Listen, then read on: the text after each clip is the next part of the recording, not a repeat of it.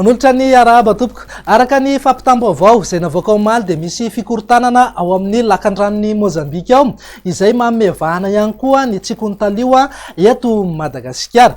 Vinavinainy hitoetra hatrany izy io amin'ny ity herinandro ity ka hitoy hatrany aloha zany ny orana amin'ny faritra maro eto Madagasikara. Isan'ny vaovao tsara zay satria manalefaka ny andro maina teo aloha teo. Etsakilan'izay nefa mety ho betsaka izay rotsakoran'izay amin'ny faritra sasany ka isariana ny saitsika sahady mba mailo sy tandrina ny amin'ny mety ho fabetsahan'ny rotsakorana. Eo ohatra ny fiakaran'ny renirano, eo ihany koa ny fisian'ny rano miandrona ary ny mety ho fiotsahan'ny tany. Raha ny tombana lavitra ezaka amin'ity fikorontanana ity moa dia azo heverina ny mety isina fiforonana rivo-doza ao amin'ny lakan-dranon'ny Mozambika any ho any amin'ny faran'ny herinandro na amin'ny herinandro ho avy. Fa ny angatahana aminao dia ny anaraka hatrany hatrany ny vaovao avoaka ny meteo Madagasikara. Andao jerentsika amin'ny Sipriana ny vinany toetry ny andro amin'ny rampitso maraina. Azo sisanorana ny aty amin'ny morontsiraka avaratra andrefana sy morontsiraka andrefan'ny Madagasikara. Mety isitraka izay orana izay ihany koa ny morontsiraka mifatra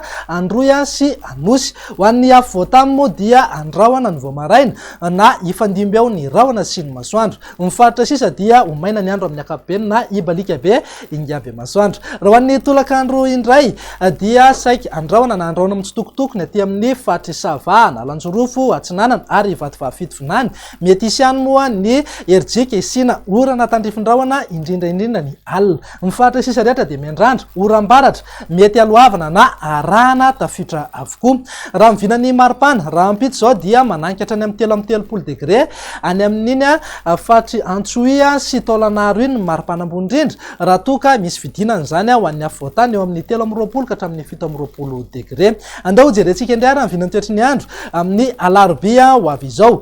Saika ho maina hatrany aloha ny andro mety isy ihany ny tandrifin-drahona eny atsefatsefaneny ny aty amin'ny fatry Sava, Nalanjorofo ary Atsinanana. Raha miandrandra orana tandrifin-drahona mety arahan-kotroka avokoa ny fatra sisa rehetra.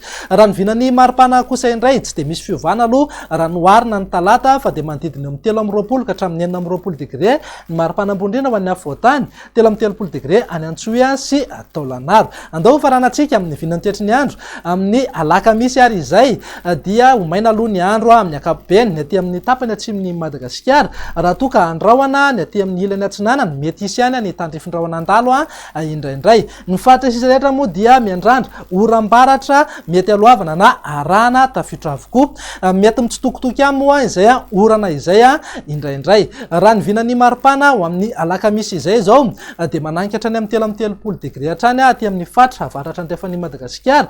Torak'izay ihany koa ny any Taolagnaro raha toka amin'ny 3 ka hatramin'ny 4 degré ny maripana ambony indrindra ho an'ny afo voatany. Dia izay indray raha ny vinany toetry ny andro ato anatin'ny 3 andro ho avy mame fotoananao ho amin'ny manaraka indray. Veloma tompoko.